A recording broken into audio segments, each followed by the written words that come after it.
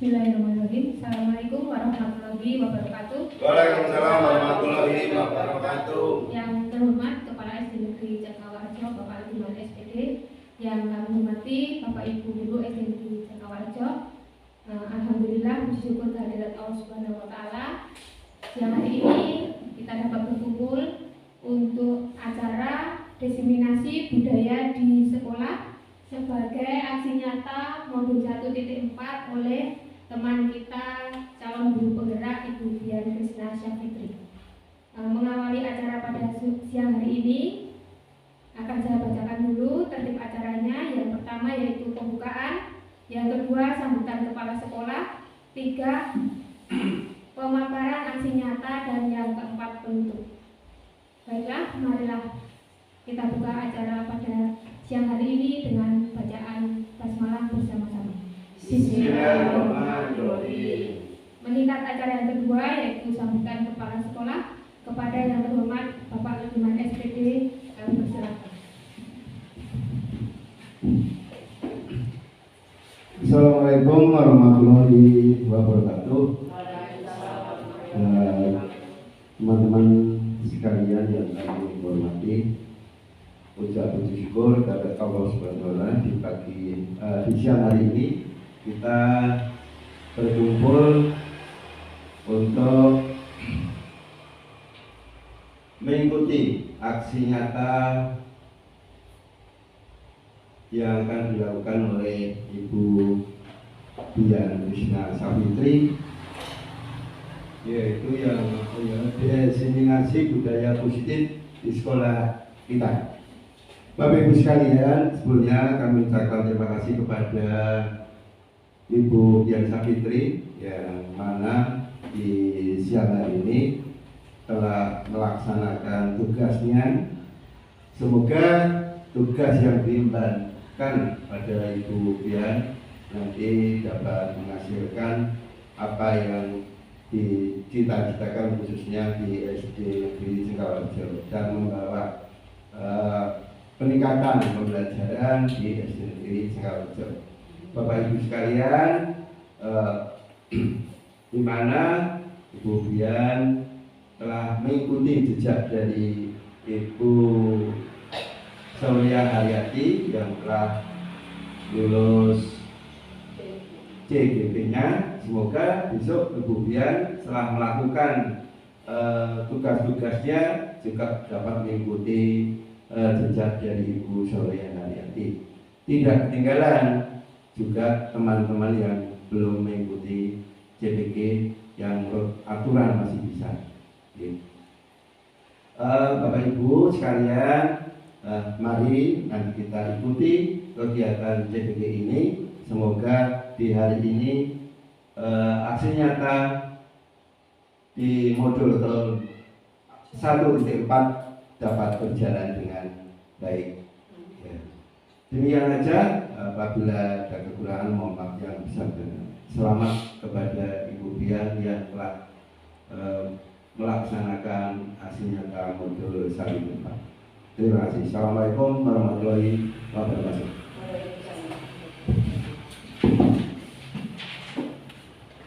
Terima kasih kami sampaikan kepada Bapak Kepala Sekolah. Meningkat acara yang ketiga yaitu pemaparan aksi nyata modul 1.4 diseminasi budaya positif di sekolah yang akan disampaikan oleh Ibu Dian Krisna Syafitri. Waktu dan tempat sepenuhnya kami aturkan.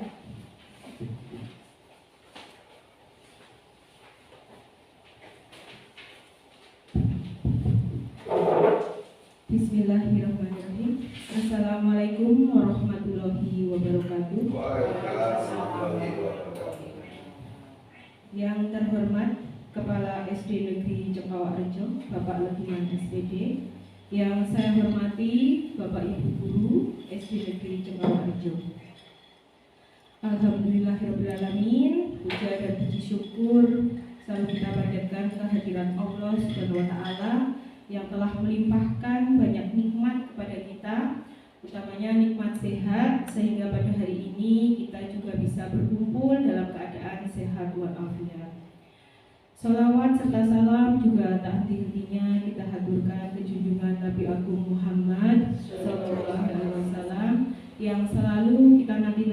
syafaatnya di yaumul akhir. Nah, untuk acara pada hari ini saya mengucapkan terima kasih sekali kepada Bapak Ibu yang sudah berkenan menghadiri aksi nyata modul 1.4, di mana di sini saya akan mendiseminasikan budaya positif di lingkungan sekolah kita. Nah, diseminasi budaya positif di sekolah ini merupakan tugas dari saya selaku calon guru penggerak angkatan 8 dari Kabupaten Purworejo untuk modul 1.4. Nah, di sini mohon maaf, ada budaya positif. Bapak Ibu guru pasti tidak asing ya dengan kata budaya positif. Menurut Bapak Ibu, apa itu budaya positif? Monggo. Menurut Bapak Ibu apa? Kebiasaan baik. Oh iya, kebiasaan baik. Kalau Bu Susi, menurut Bu Susi apa? Budaya yang baik. Oh iya, iya budaya yang baik, yang positif. Jadi, kalau seperti itu, kira-kira biasanya budaya positif yang ada di sekolah kita, biasanya apa saja itu? Membuang sampah Membuang sampah di di tempat. Kemudian apa lagi? Mengucapkan salam J. Betul. Nomor Bu Sri boleh? Membersihkan kamar mandi atau mengguyur kamar mandi setelah buang air besar maupun air kecil Oh, sampai bersih. J itu juga ya. Karena memang banyak sekali nih Bapak Ibu berkaitan dengan budaya positif. Nah, memang budaya positif ini kan perwujudan dari nilai-nilai ataupun keyakinan universal yang ada di sekolah kita, dan ini memang harus diterapkan. Dan budaya positif ini tidak bisa instan ya Bapak Ibu, karena perlu adanya pembiasaan yang harus dilakukan secara terus-menerus dan konsisten.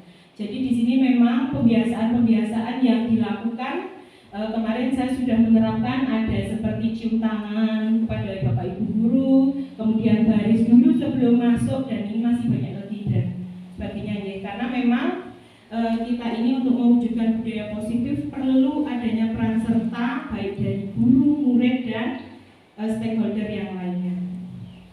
Nah, di sini nanti untuk budaya positifnya ini ada konsep inti yang akan saya jelaskan. Yang pertama untuk perubahan paradigma belajar. Kemudian nanti yang kedua ada disiplin positif. Yang ketiga nilai-nilai kebajikan. Yang keempat teori motivasi, hukuman dan penghargaan serta restitusi. Yang kelima ada keyakinan kelas. Yang keenam kebutuhan dasar manusia. Yang ketujuh posisi kontrol guru, dan yang terakhir yaitu segitiga restitusi. Nah, di sini perubahan paradigma belajar itu sama halnya dengan pembelajaran dengan paradigma baru. Nah, ini. Nah, pembelajaran dengan paradigma baru ini dirancang berdasarkan prinsip pembelajaran yang terdiferensiasi, sehingga di sini siswa itu belajar itu sesuai dengan kebutuhannya. Nah, ini kita sering mendengar di Bapak Ibu pembelajaran terdiferensiasi. Nah, Bapak Ibu pasti paham ya. Kenapa itu pembelajaran terdiferensiasi Bapak Ibu? Yang seperti apa? Yang memuat perbedaan-perbedaan dari setiap peserta didik itu bisa tertampung dalam pembelajaran itu. Oke. Ada yang ingin menambahkan lagi berkaitan dengan pembelajaran terdiferensiasi? Monggo Pak Nur. Ada yang ingin ditambahkan? Karena setiap siswa itu mempunyai karakteristik yang berbeda, sehingga guru itu harus memahami. Oh iya, memang J. Karena memang pembelajaran terdiferensiasi itu kan merupakan serangkaian keputusan yang masuk akal yang diberikan oleh guru ini biasanya. Nah, ini orientasinya pada kebutuhan murid. Nah, karena murid kita itu kan beraneka ragam baik dari sifatnya itu kan bermacam-macam. Nah, itu memang kebutuhan tiap anak itu juga akan berbeda-beda. Biasanya dalam pembelajaran ini kita akan melakukan assessment. Assessment ini bisa di awal, bisa di tengah pembelajaran maupun di akhir pembelajaran. Nah, memang kalau pembelajaran terdiferensiasi ini kan dipahami. Nah, guru ini harus siap tahu kesiapan murid ini dengan melihat kebutuhan yang akan dibutuhkan oleh murid itu sendiri. Nah, pembelajaran terdiferensiasi ini kan harus sesuai dengan tujuan pembelajaran dari Ki Hajar Dewantara, di mana pembelajaran itu harus berpusat kepada murid dengan mempertimbangkan, menyesuaikan dengan kodrat alam dan kodrat zaman. Harus menyesuaikan, karena kita lihat kodrat alam yang ada itu berkaitan dengan lingkungan Bapak Ibu. Kita ini di lingkungan pedesaan, otomatis kita sebagai guru terkadang harus lebih jeli dalam memanfaatkan lingkungan yang ada. Seperti kemarin ada peternakan sapi atau perkebunan buah, itu bisa kita gunakan untuk tempat pembelajaran anak. Biasanya anak jadi lebih menarik karena tidak bosan di dalam kelas, ya. Jadi memanfaatkan lingkungan yang ada untuk pembelajaran. Nah, kemudian sesuai dengan kodrat zaman, kita kan zamannya sekarang sudah modern, teknologi canggih. Kita juga dituntut untuk mengikutinya.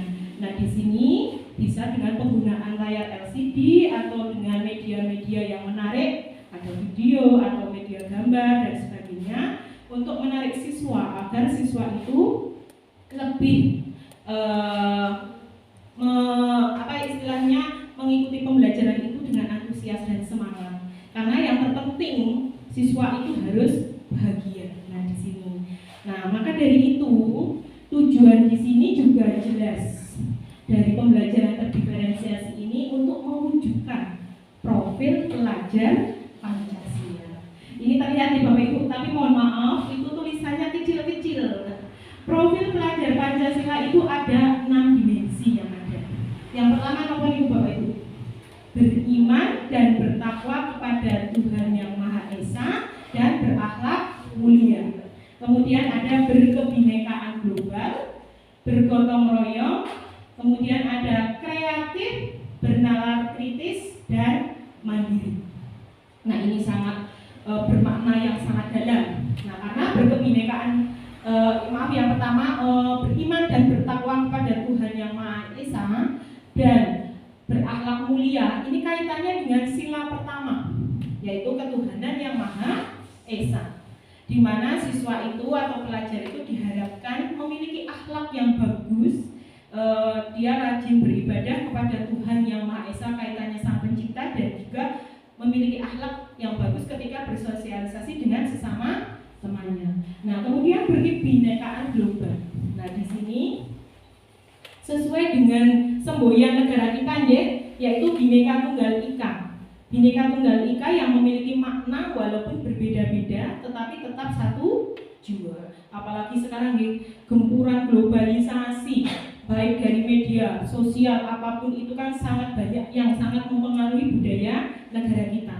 Nah, di sini diharapkan pelajar itu tidak mudah terkontaminasi. Dia harus tahu budaya luhur yang ada di negara kita. Jadi tetap istilahnya mencintai dan tetap menghargai budaya yang ada di negara kita.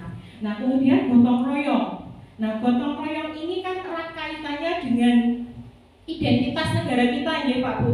Karena identitas negara kita itu kita terkenal dengan negara yang gotong royong. Nah, dalam pembelajaran gotong royong yang ada itu misalnya kita kolaborasi guru itu bisa dengan murid, bisa dengan sesama rekan guru, bisa dengan kepala sekolah maupun juga dengan orang tua. Nah, ini memang kita perlu adanya kerjasama untuk membangun, untuk istilahnya mewujudkan tujuan dari pembelajaran yang baik. Nah, kemudian kreatif di sini jelas kita menginginkan anak-anak itu menjadi anak yang memiliki kreativitas. Nah, kemudian bernalar kritis itu biasanya seperti ya berpikir kritis. Anak itu tahu bagaimana dia harus mendapatkan informasi itu, mengolahnya hingga sampai menganalisis serta menyimpulkan. Nah, ini anak-anak yang kritis biasanya itu yang kita harapkan. Kemudian yang terakhir itu mandiri.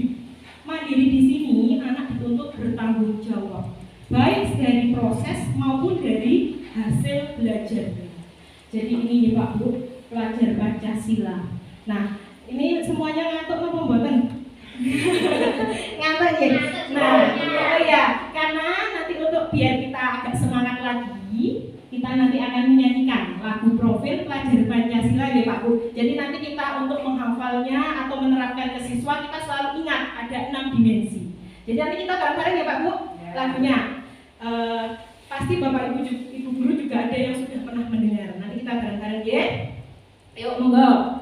Pelajar Pancasila beriman dan bertakwa pada Tuhan Yang Esa dan berakhlak mulia, berkebinekaan global, gotong royong mandiri, kreatif dan bernalar kritis ya. Terima kasih. Jadi biar kita tidak ngantuk ya Pak Bu, itu selingan sekilas untuk lagu profil pelajar Pancasila. Nah di sini kita harapkan nanti semoga putra putri kita, anak didik kita menjadi anak didik yang memiliki profil pelajar Pancasila. Nah kemudian kita sebagai guru terkadang kan kita memang harus melakukan berbagai macam tindakan kontrol agar murid kita itu tahu mana yang harus dilakukan dan mana yang tidak boleh dilakukan. Nah di sini guru pun juga memiliki kontrol diri. Nah kaitannya dengan miskonsepsi tentang teori kontrol ini sesuai dengan teori kontrol yang dijelaskan oleh Dr. William Glasser. Ini ada miskonsepsi, nah maka perlu diluruskan. Meluruskan tentang teori-teori kontrol yang berkembang saat ini. Jadi biar kita sebenarnya seperti apa toh harusnya. Nah terkadang di sini ilusi guru mengontrol. Nah maksudnya di sini kita terkadang memaksa ya Pak Bu harus menginginkan murid itu sesuai apa yang kita inginkan. Kita harus bisa mengontrol murid kita. Padahal yang tampaknya memang kita itu seperti seorang guru itu mengontrol. Tetapi itu bukan kita. Hanya saja murid yang mengizinkan untuk dirinya bisa dikontrol oleh gurunya. Itu biasanya seperti itu. Nah memang terkadang dampaknya itu kurang begitu baik. Karena memang intinya guru itu menginginkan dari tujuan pembelajaran itu mengontrol anak agar menjadi lebih baik. Nah kemudian yang kedua itu ilusi bahwa semua penguatan positif itu efektif dan bermanfaat.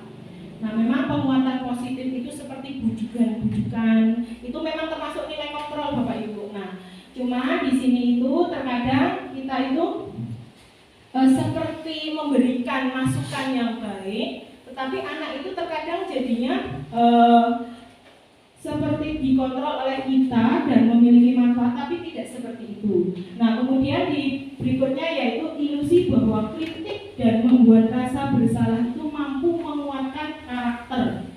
Nah ini biasanya Bapak Ibu kalau membuat rasa bersalah kepada murid itu dengan kalimat yang halus tapi menusuk ya biasanya.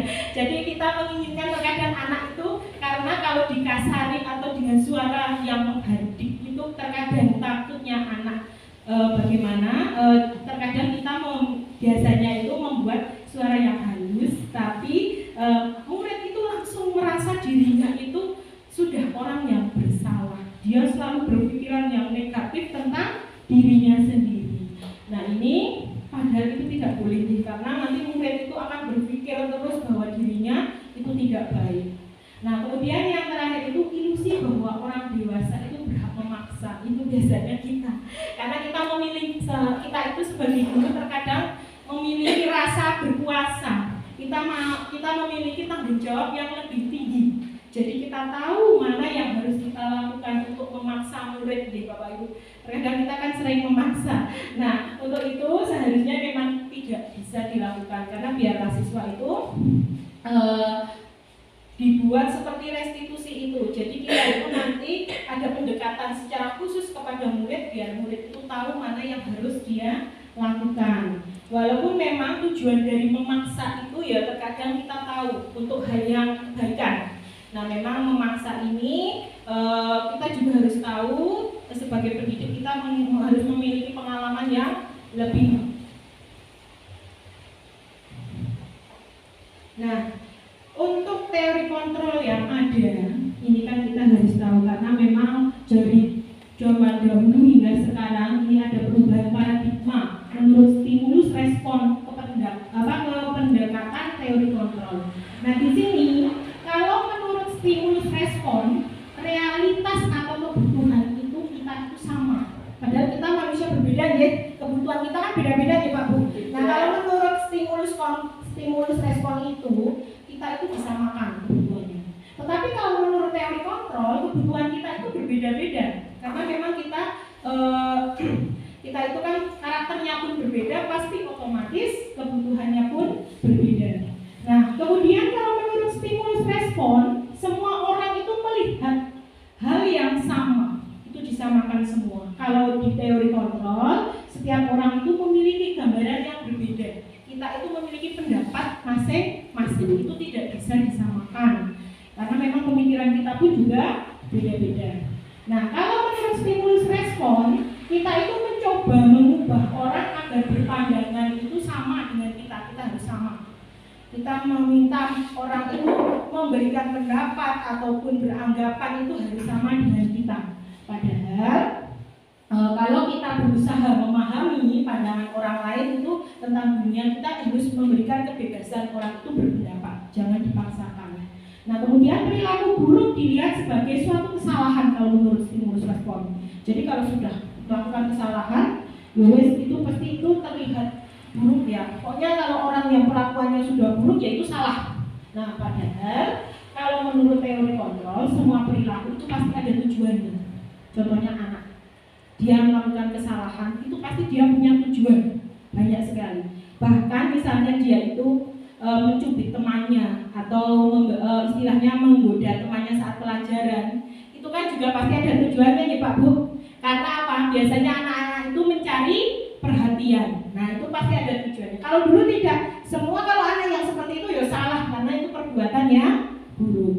Nah kemudian orang lain bisa mengontrol saya, itu kalau stimulus respon. Kalau teori kontrol ini hanya Anda yang bisa mengontrol diri Anda. Ini terkait dengan motivasi yang ada di dalam diri panjenengan. Nah biasanya kita itu mau diberi masukan apapun, kalau kita tidak mau menerimanya, ya itu tidak akan berhasil. Karena memang kita saja yang bisa mengontrol diri kita. Kemudian saya bisa mengontrol orang lain kalau menurut stimulus respon. Kalau teori kontrol, Anda itu tidak bisa mengontrol orang lain. Nah, karena orang lain itu berhak melakukan sesuatu itu sesuai nurani masing-masing. Nah, kemudian untuk menurut stimulus respon, pemaksaan ada pada saat rujukan gagal. Nah ini biasanya nek pun dirayu-rayu kok mboten payu biasanya dipaksa. Gitu. Anak-anak biasanya dipaksa. Karena memang anak-anak sekarang itu harus seperti itu, tapi padahal itu hal yang salah. Nah itu kalau menurut teori kontrol harus perlu adanya kolaborasi dan konsensus menciptakan pilihan-pilihan baru. Jadi antara guru dan murid itu harus ada kolaborasi yang baik, harus ada pendekatan yang baik. Jadi biar kita tahu mana yang memang diinginkan oleh murid. Nah di sini kalau stimulus respon ada model berpikir menang kalah. Nah padahal untuk teori kontrol ini model berpikirnya adalah menang-menang atau win-win solution. Nah di sini sekarang kaitannya dengan disiplin positif. Disiplin itu berasal dari kata disiplina yang artinya belajar. Nah, disiplin ini mengacu pada disiplin diri yang memiliki tanggung jawab terhadap apa yang dilakukannya berdasarkan nilai-nilai yang diyakini. Nah, ini kaitannya dengan nilai kebajikan. Kita tahu mana yang baik yang harus dilakukan, kita tahu itu yang kita laksanakan. Nah, disiplin positif ini merupakan salah satu cara penerapan disiplin yang bertujuan untuk menumbuhkan kesadaran serta memperdayakan peserta didik tanpa imbalan, penghargaan atau reward, ancaman atau hukuman. Jadi di sini tugas kita itu sebagai guru harusnya bisa menciptakan atau menumbuhkan motivasi dari siswa kita. Bagaimana cara menumbuhkannya? Kita harus dengan pendekatan biasanya. Biar anak itu mau melakukan hal yang baik itu tanpa harus dipaksa, tanpa harus diiming-imingi. Ayo nyapu nanti tak kasih permen loh. Nah, itu tanpa seperti itu siswa itu sudah tahu tanggung jawabnya. Nah, ini tugas kita di sini, PR yang besar untuk kita agar kita itu bisa menumbuhkan motivasi diri dari murid itu sendiri. karena ini sekarang murid kita itu luar biasa ya Pak Bu, karena sekedar diminta tolong saja terkadang susah. Nah, kita tugasnya cukup berat untuk menumbuhkan motivasi intrinsik tersebut. Nah, maka dari itu sebagai pendidik, tujuan kita itu adalah menciptakan peserta didik yang memiliki disiplin diri sehingga mereka berperilaku mengacu pada nilai-nilai kebajikan universal dan memiliki motivasi intrinsik dalam perubahan perilaku ke arah yang lebih baik. Nah, ini nilai-nilai kebajikan universal itu banyak sekali.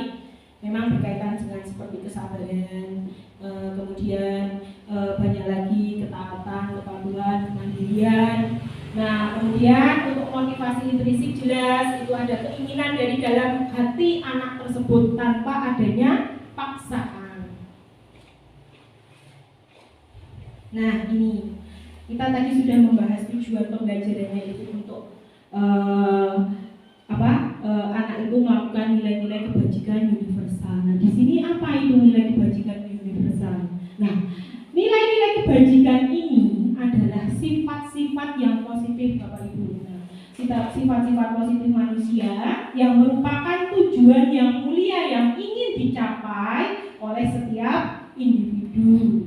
Jadi memang setiap manusia itu memiliki tujuan masing-masing dengan melihat sifat-sifat positif yang ada di manusia itu. Nah, seperti yang telah dikemukakan oleh Dr. William Glaser pada teori kontrol, ini menyatakan bahwa setiap perbuatan itu memiliki suatu tujuan.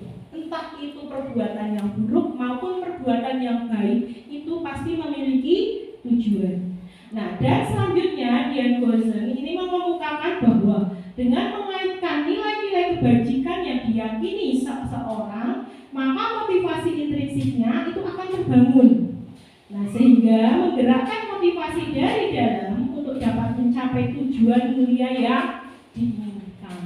Ini menggerakkan motivasi dari dalam. Sepertinya mudah diucapkan nih Pak Bu, tapi ini hal yang cukup berat tugas kita.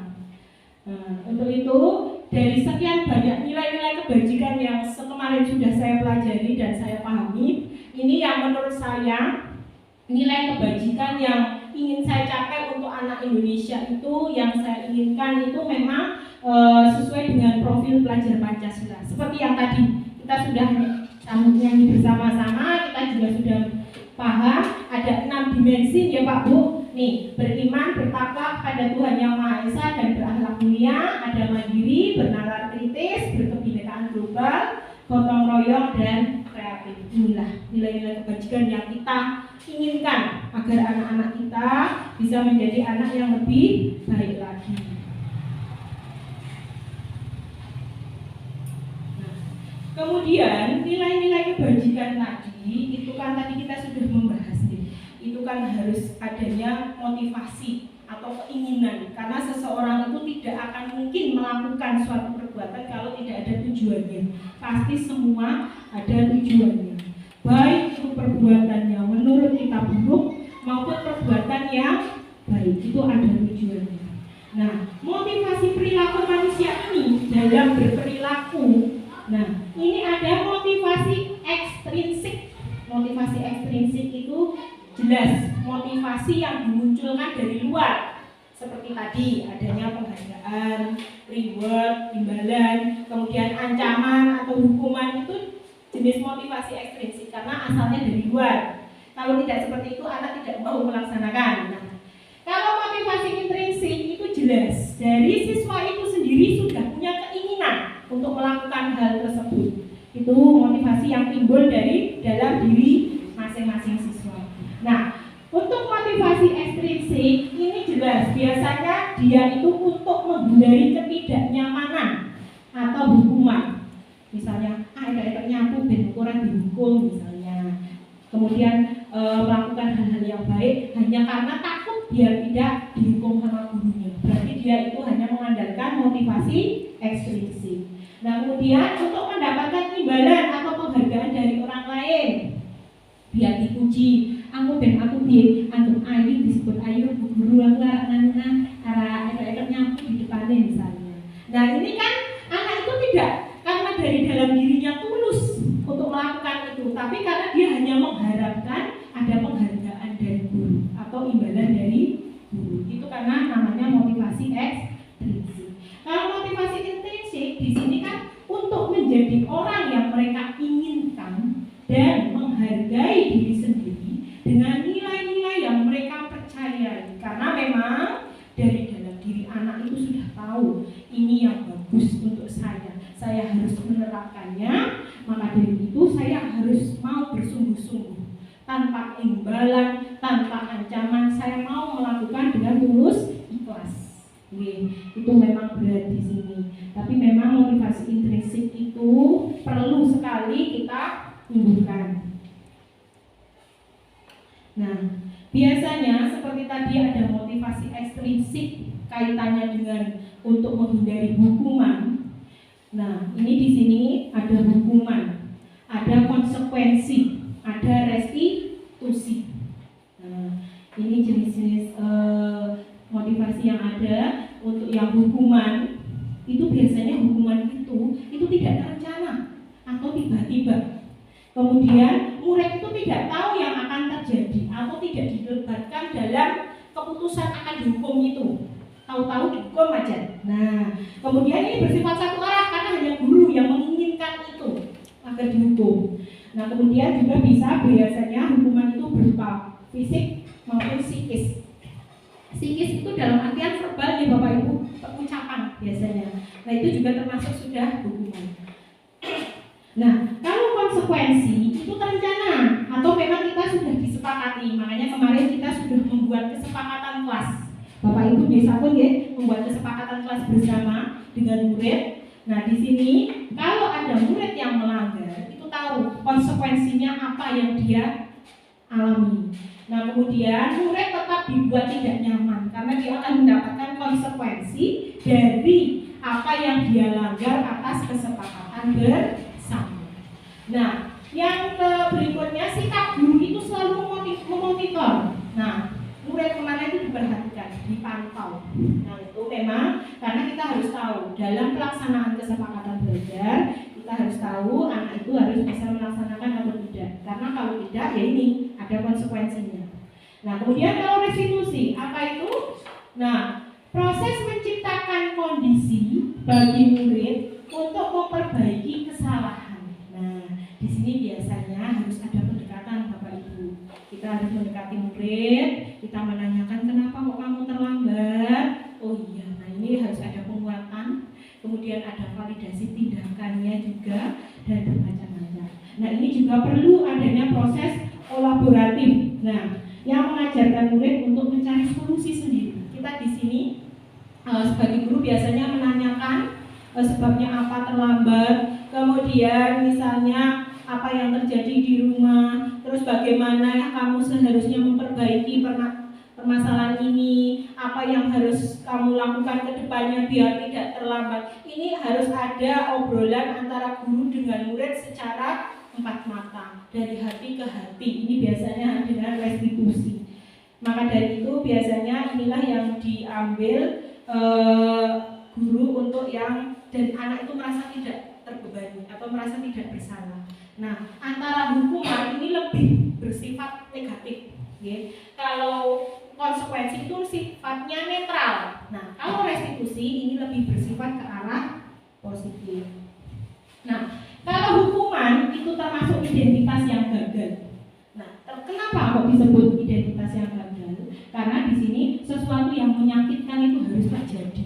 Jadi hukuman itu di luar kesepakatan kelas, Pak Bu. Misalnya dengan spontanitas hukum tanpa adanya kesepakatan dari guru dan murid.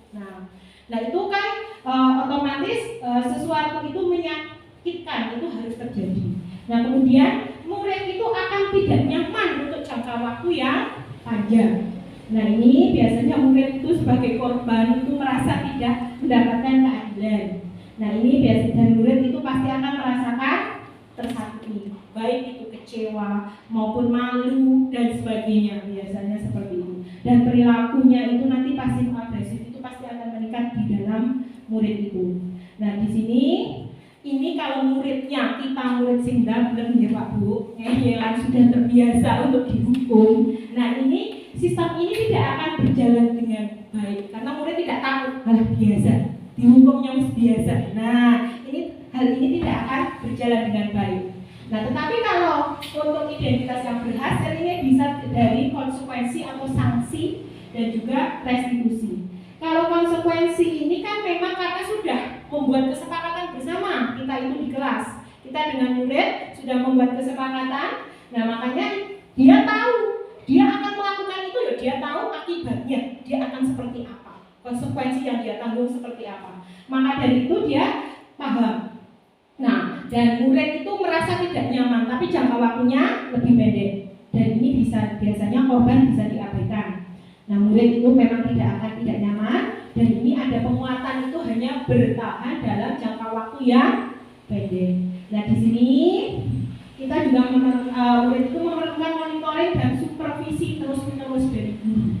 Nah ini harus dicek terus, dipantau dan nanti kalau memang kesepakatan itu kok sering dilanggar, kita harus memperbaiki kesepakatan apa yang memang bisa mendisiplinkan si anak. Nah maka perlu memang adanya revisi-revisi terhadap kesepakatan yang kita buat. Misalnya Bapak Ibu sudah membuat kesepakatan banyak sekali, tapi akan tidak ada yang mau mengikuti kesepakatan itu, padahal kesepakatan sudah dibuat bersama. Nah itu nanti kalau merasa kurang baik kita perlu revisi kembali, ya. Nah kemudian kalau restitusi ini pilihan, anak diberikan pilihan. Nah ini biasanya kita mengadakan penguatan pada murid, walaupun ini prakteknya teramat sulit Bapak Ibu kalau restitusi. Kita itu terkadang egois, ya. Kita kalau sudah tahu anak melakukan kesalahan itu kita harus gemes dulu, ya. Nah kalau restitusi kita harus bisa seperti istilahnya psikolog itu, kita mendekatkan kepada murid. Sini anak-anak, tadi kenapa kamu terlambat? Oh enggak masalah, terlambat itu memang hal biasa, tapi lain kali besok jangan diulangi ya. Nah terkadang kita harus gemes, ya. Nah untuk langsung lihat anak itu terlambat saja kita sudah gemes. Lah kok bisa terlambat? Nah padahal kalau dengan cara restitusi kita harus ada pendekatan dulu, menanyakan, terus dikuatkan biar anak itu tidak merasa bersalah. Jadi tahu, oh nggak apa-apa tuh ternyata, oh nggak masalah, tapi aku tahu besok aku tidak akan mengulangi lagi. Nah makanya di sini korban itu akan mendapatkan ganti dan mendapatkan penguatan dan masalah terpecahkan. Karena nanti siswa itu diminta mencari solusi sendiri. Selain guru memberi penguatan, nanti juga siswa itu akan mencari solusinya sendiri. Nah makanya di sini murid bisa belajar untuk bertanggung jawab pada perilakunya. Dia mau meminta maaf atas kesalahan yang diperbuat dan mau merubah untuk menjadi lebih baik lagi. Nah ini coba Bapak Ibu biar gak ngantuk. Ada pertanyaan, monggo nanti disimak. Ini panjenengan nanti membedakan ini jenis hukuman nopo konsekuensi. Tadi sudah dijelaskan ya, kalau hukuman itu spontan tanpa adanya kesepakatan. Tapi kalau konsekuensi itu kesepakatan yang dilanggar. Mau bareng-bareng membuat kesepakatan kok dilanggar. Nah coba kalau yang pertama, mencatat 100 kali di dalam buku kalimat saya tidak akan terlambat lagi. Itu kalau anak yang terlambat sekolah. Ini termasuk hukuman nopo konsekuensi. Apa? Kira-kira apa? Konsekuensi kalau dari awalnya disuruh mencatat 100 kali di buku kalimat. Wah 100 kali. Nama biasanya hukuman. Nanti kita simpan dulu jawabannya ya. Nanti kita lihat di slide berikutnya. Nah sekarang kalau lari mengelilingi lapangan basket 2 kali suruh keliling karena terlambat hadir di sekolah. Ini untuk lingkup pendidikan biasa ya, maksudnya pelajaran biasa. Nah kok disuruh lari lapangan? Nah ini hukuman apa konsekuensi? Hukuman. Oh hukuman, oke. Hukuman misalnya ya. Kemudian simpan lagi ya. Nah berikutnya murid diminta untuk push up 15 kali karena tidak menggunakan masker. Hanya tidak menggunakan masker suruh push up. Kira-kira ini seimbang buatan? Nah kira-kira ini hukuman apa konsekuensi? Nah hukuman. Berarti tadi sudah hukuman ya. Nah kemudian kalau menggantikan Ya, konsekuensi. Kalau membersihkan tumpahan air di meja tulis karena tersenggol saat belajar. Konsekuensi. Konsekuensi. Nah, kemudian murid disuruh untuk mengenakan sepatu seharian di sekolah karena tidak mengenakan sepatu hitam. Ini contohnya murid itu karena nggak sepatu hitam suruh lepas tiap hari selama pembelajaran suruh nyeker. Nah, ini konsekuensi apa hukuman? Suruh lepas. Oh, hukuman. Nah, sekarang ini bedanya dengan yang tadi ya Pak Bu. Kalau tadi mengelilingi lapangan 2 kali karena terlambat hadir di sekolah, sekarang juga sama. Lari mengelilingi lapangan basket 2 kali karena terlambat 10 menit. Tapi bedanya ini saat pembelajaran PJOK. Berarti tahu? Nah, konsekuensi. Nah, sekarang kita lihat jawabannya, kita cek bersama. Nah, ini terlihat Pak Bu. Memang kalau mencatat 100 kali itu kasihan muridnya ya. Ini termasuk hukuman. Biasanya kita spontan. Murid otomatis kalau ditawari seperti itu kan nggak mungkin mau toh Pak Bu. Maka tidak akan terjadi kesepakatan. Nah, di sini maka ini biasanya kita spontan buat. Nah, makanya disebut hukuman. Terus kemudian lari mengelilingi lapangan basket kok pas bukan PJOK. Apa ya murid tahu? Nah, itu kan biasanya kan kesepakatan nggak akan terbuat itu terjadi. Nah, otomatis di sini biasanya guru yang menghukum. Nah, makanya disebut hukuman. Apalagi ini push up, kasihan hanya masker kok sampai push up. Nah, ini kan tidak akan mungkin ya. Nah, kalau mengganti kertas itu tanggung jawab karena dia harus mengganti apa yang sudah dilakukan, mencoret-coret. Kemudian juga dia harus tanggung jawab karena sudah menumpahkan air yang dibersihkan. Nah, kemudian ini kalau disuruh kok melepas sepatu dia kasihan ya Pak Bu, kalau tidak pakai sepatu warna hitam bukan melepas selama di sekolah kan juga kasihan. Ini termasuk hukuman. Nah, kalau saat ini yang terakhir suruh lari ini cocok karena memang saat pelajaran PJOK. Jadi memang cocok karena tanpa dihukum pun kadang ya disuruh lari-lari keliling ya karena agar badan kita sehat. Nah, ini. Jadi sudah paham ya Pak Bu? Apa itu hukuman, apa itu konsekuensi. Nah, kemudian di sini hukuman sama penghargaan itu ternyata kalau kita pahami itu sama. Nah, kita itu biasanya memberikan penghargaan itu bentuk rasa sayang, tapi ternyata kadang itu termasuk jenis hukuman Bapak Ibu. Nah, karena penghargaan itu akan berlaku sama dengan hukuman. Dalam arti meminta atau membujuk seseorang melakukan sesuatu untuk memenuhi suatu tujuan tertentu dari orang yang meminta atau membujuk. Nah, ini dorongannya eksternal dan akan ada faktor ketergantungan. Jadi anak itu kalau tidak ada penghargaan, dia nggak akan mau mengerjakan. Nah, ini akan membentuk individu yang tidak baik. Nah, ini juga termasuk hukuman. Nah, walaupun secara tidak langsung. Nah, kemudian dihukum dengan penghargaan ini ada beberapa makna yang memang dampaknya bisa dirasakan. Nah, untuk pengaruh-pengaruhnya ada pengaruh jangka pendek dan jangka panjang. Nah, biasanya kalau jangka pendek memang bagus Bapak Ibu diberikan penghargaan, anak semangat. Tapi kalau terus-menerus itu kan tidak baik ya Pak Bu. Masa iya kita kalau misalnya mau mengerjakan itu harus mengiming-imingi permen atau mengiming-imingi hadiah. Nanti anak itu tidak punya motivasi untuk belajar. Dia hanya mau, kok nanti nek ada hadiah aja, nek gak ada hadiah aku nggak mau. Nah, ini kan sangat disayangkan. Makanya memang akan efektif di jangka pendek, tapi tidak baik untuk jangka panjang. Nah, kemudian penghargaan itu menghukum. Nah, ini jelas. Karena anak itu akan ketergantungan. Dia tidak akan mau melakukan kalau tidak ada penghargaan. Nah, kemudian penghargaan mengurangi ketepatan. Di sini anak-anak itu dia mau berkreasi, dia mau rajin itu karena adanya penghargaan. Kalau tidak, dia bisa apa istilahnya tidak mau melaksanakan. Contohnya diiming-imingi uang. Tolong nanti dibuatkan gambarnya bagus banget. Besok buat lagi yang lebih bagus. Oh iya. Tapi kalau nanti tidak ada yang memberikan uang atau hadiah, dia tidak mau dan dia akan menjadi anak yang kecepatannya itu berkurang. Nah, kemudian penghargaan itu tidak akan efektif karena akan terus merasakan bergantung anak itu. Nah, kemudian akan merusak hubungan. Merusak hubungan dalam artian begini. Karena kita kan sekarang sudah tidak boleh dengan sistem peringkat ya Pak Bu. Kalau yang juara 1 misalnya peringkat 1, peringkat 2, peringkat 3. Kalau kita di rapor kan tidak menuliskan itu. Nah, kalau anak yang mendapatkan peringkat 2 kemudian melihat yang peringkat 1, biasanya kan ada timbul kecemburuan ya. Maka dari itu ini akan membuat hubungan yang tadinya biasa-biasa saja jadi tidak harmonis. Nah, kemudian penghargaan menurunkan kualitas.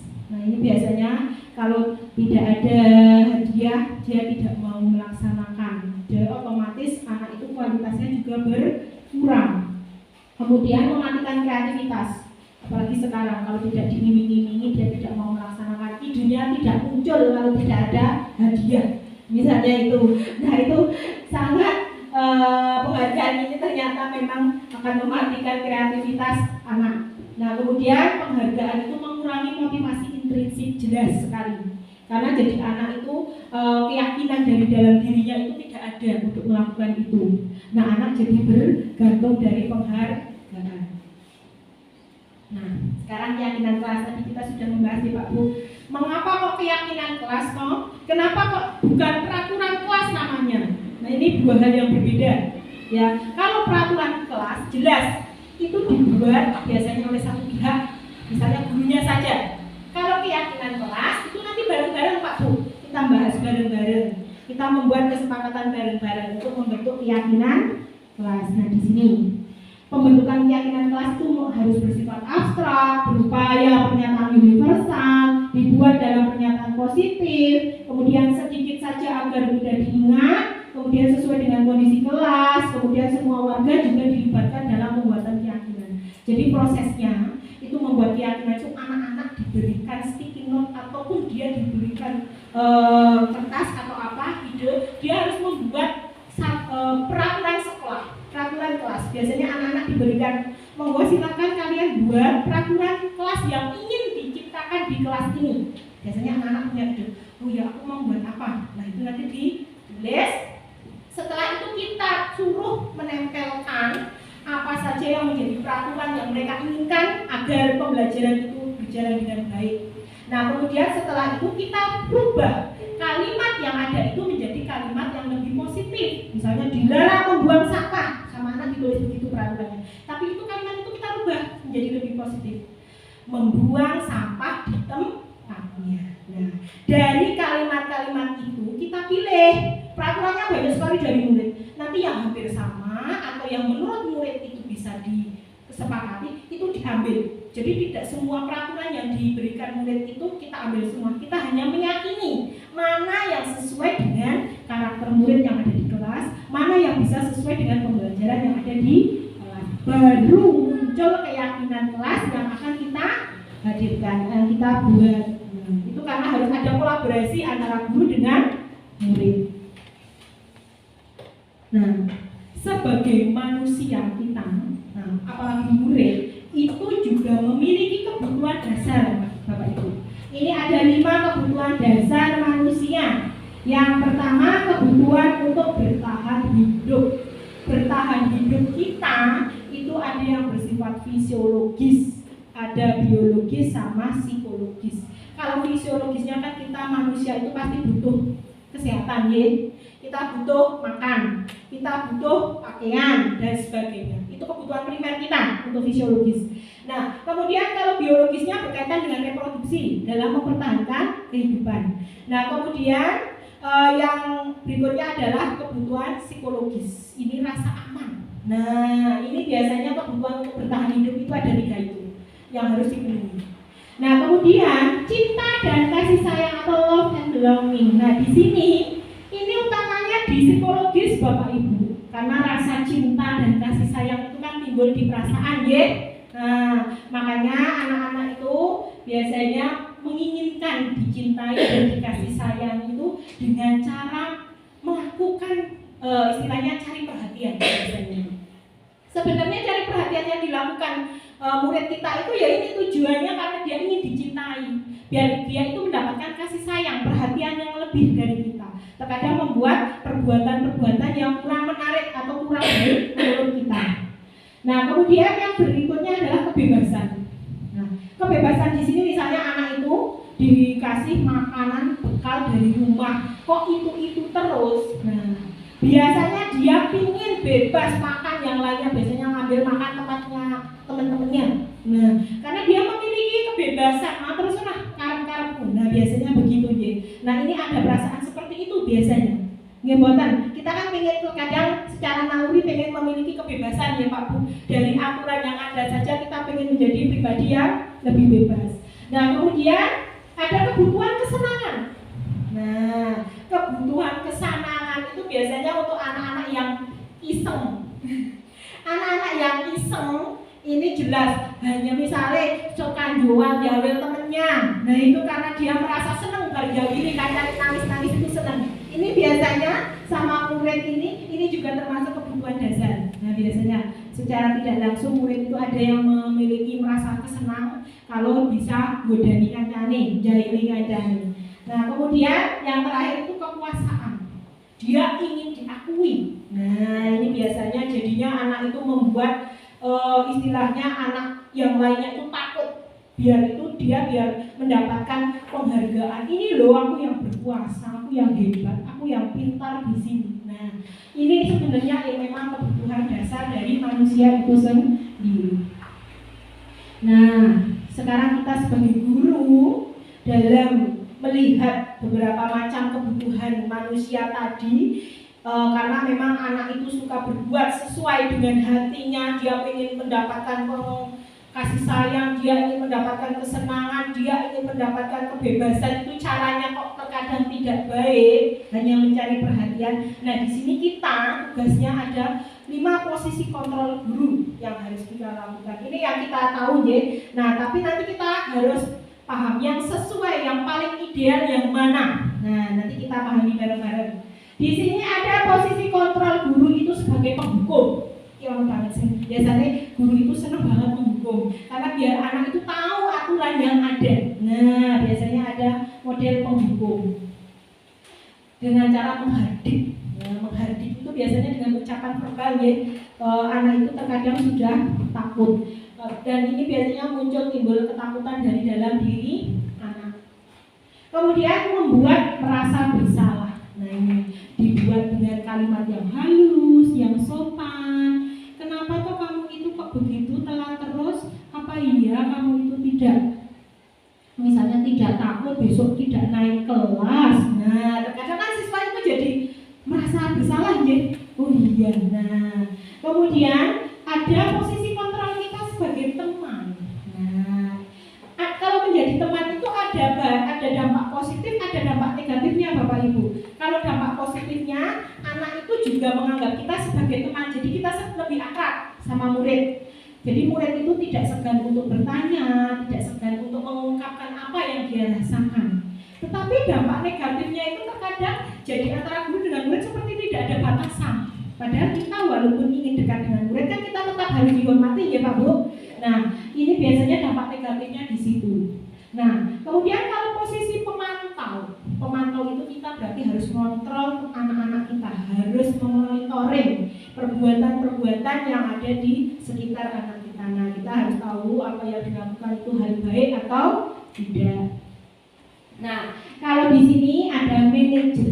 Manajer itu juga termasuk teman, juga termasuk kontrol pemantau. Ini ada pemantau juga termasuk teman. Jadi kalau manajer itu lebih istilahnya dia bisa menjadi teman pada muridnya, dia juga bisa sebagai pemantau kontrol kegiatan anak. Nah, ini kalau manajer ya. Jadi memang ada 5 posisi kontrol guru di situ. Nah, coba kita lihat ada kasus siswa tidak memakai atribut lengkap saat upacara bendera. Nah, ini kalau disuruh hormat sama benderanya itu sama 1 jam. Nah, kalau tidak pakai topi nanti hormat sama bendera 1 jam. Nah, ini termasuk ternyata kita itu jenis guru penghukum Bapak Ibu kalau begitu. Jadi kita bisa menilai ya, bisa menilai diri kita. Oh, ternyata selama ini saya menjadi guru penghukum. Nah, jadi tipe seperti ini ternyata. Nah, kemudian kalau Bapak Ibu kok tahu ada muridnya yang mungkin tidak memakai atribut, misalnya dia tidak pakai topi, misalnya Bapak Ibu, berapa kali Bapak Ibu harus memberitahu kamu itu selalu mengecewakan Bapak Ibu. Nah, ini jadi anak itu merasa bersalah, ternyata aku kok ngecewakan bapak ibu yolah. Nah ini membuat rasa bersalah. Nah di sini. Nah walaupun memang tidak berpengaruh ya, karena memang anak-anak kita anak-anak yang spesial ya. Nah kemudian kalau misalnya sebagai teman, nah di sini memposisikan teman itu kalau guru, ayo dong ikuti aturan sekolah. Nah tolong bantu bapak ibu sekali ini. Sudah tidak apa-apa, lain kali jangan seperti itu ya. Apa iya itu bisa anak-anak? Nah, kalau bapak ibu mengucapkan seperti itu, bapak ibu sedang memposisikan bapak ibu sebagai kontrol teman. Nah, jenengan sedang berperan sebagai teman sama muridnya. Jadi memang seperti itu. Ayo dong sini. Nah, tapi memang terkadang yaitu dampak negatifnya yang kurang baik. Nah, sekarang kalau misalnya bapak ibu mengucapkan, kamu sudah melanggar peraturan sekolah, kamu tahu konsekuensinya. Setelah upacara, kamu beli atributnya ke koperasi dan jangan diulangi lagi. Kalau seperti ini ada solusinya, memberikan solusi dan memberikan nasihat. Nah ini termasuk jenis pemantau, ya. Nah kalau yang terakhir jenis manajer.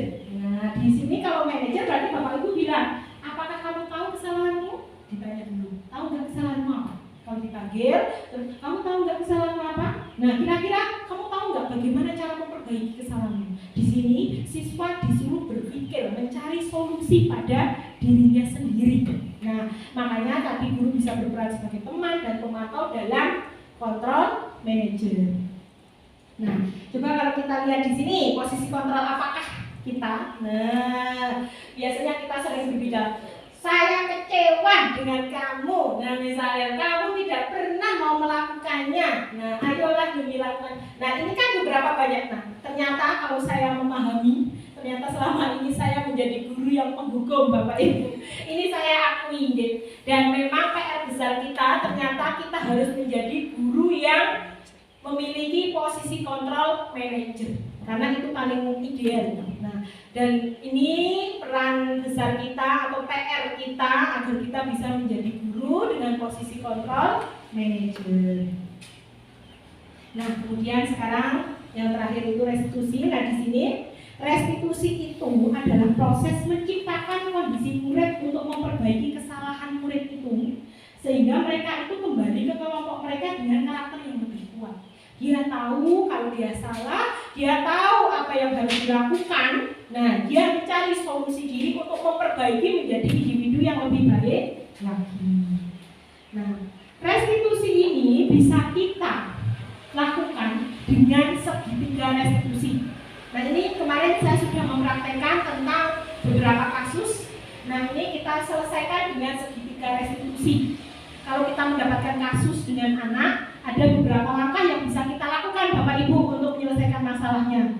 Nah, di sini ada menstabilkan identitas, ada validasi tindakan salah, sama menanyakan keyakinan di sini.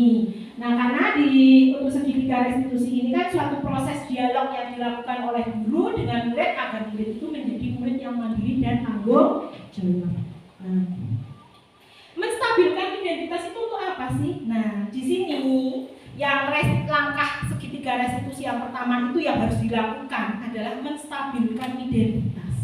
Nah, di sini untuk membuat anak itu yang merasa tadinya gagal karena berbuat salah itu menjadi positif terhadap dirinya. Nah, contohnya yang bisa panjenengan terapkan ketika menemui ini untuk menstabilkan identitas, misalnya berbuat salah itu manusiawi kok. Nah, kemudian tidak ada manusia yang sempurna, anak-anak, nggak apa-apa kalau salah itu. Nah, ini awalnya Pak Bu, biasanya ini langkah menstabilkan identitas. Walaupun ini termasuk jenis langkah yang berat untuk kita, karena kondisi anak kita seperti ini, tapi kita berusaha setiap menyelesaikan permasalahan dengan langkah restitusi. Yang pertama menstabilkan identitas. Nah, di sini sudah ada biasanya itu yang dilakukan dulu. Kemudian, nah setelah menstabilkan identitas, baru kita melakukan validasi tindakan yang salah. Nah, di sini membantu murid, guru itu membantu murid untuk mengenali basicnya, kebutuhan dasarnya yang ingin dipenuhi ketika melakukan kesalahan. Jadi di sini guru menanyakan biasanya, kamu bisa saja kan melakukan hal yang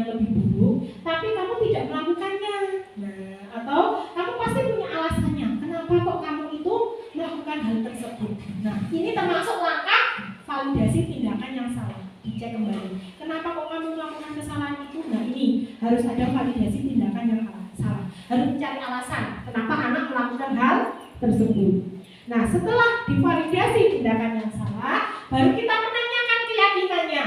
Nah anak melihat kesalahannya itu dihubungkan dengan norma sosial dan nilai-nilai yang mendasari manusia berinteraksi dengan orang lain. Nah, di sini memang sebagai guru kita harus menanyakan keyakinan karena anak itu diajak berdialog mencari solusi apa yang harus dia lakukan. Misalnya di sini apa nilai yang kita percaya di sekolah? Nah, nilai universal apa yang kita sepakati? Ini kaitannya menanyakan dengan kesepakatan yang sudah dilanggar. Kesepakatan apa yang kamu langgar? Kamu ingin menjadi anak yang seperti apa? Nah, apa yang kamu rasakan? Nah ini. Jadi memang kalau Bapak Ibu menemukan kasus, nah, kasus di sekolah kita kan banyak sekali ya, bisa anak terlambat atau berkelahi atau yang lainnya tidak mengerjakan PR. Ternyata kita harus menyelesaikan itu dengan langkah segitiga restitusi ini. Diawali dari menstabilkan identitas, validasi tindakan yang salah hingga menanyakan keyakinan. Di sini memang bertujuan untuk siswa itu lebih memiliki tanggung jawab untuk mencari solusi apa yang dia harus lakukan. Jadi itu ya Pak Bu. Di sini kemarin saya mencoba ada beberapa kasus yang memang sudah saya selesaikan dengan cara segitiga restitusi. Ini memang perlu adanya komunikasi dua arah. Nah di sini harus ada pendekatan dengan anak. Karena kalau anak tidak kita dekati, kita bicara dari hati ke hati, saya rasa anak itu dalam melakukan sesuatu tidak akan muncul motivasi dalam dirinya untuk melakukan hal kebaikan. Nah, ini saya rasa hanya sekian ya Pak Bu. Presentasi dari saya kaitannya dengan budaya positif, dari mulai disiplin positif, membuat keyakinan kelas, hingga bagaimana cara menyelesaikan permasalahan yang ada. Nah, ini saja dari saya. Kalau ada kata-kata saya yang kurang berkenan, atau ada hal lain yang salah, saya mohon maaf yang setulus-tulusnya. Wabillahi taufiq wal hidayah. Wassalamualaikum warahmatullahi wabarakatuh.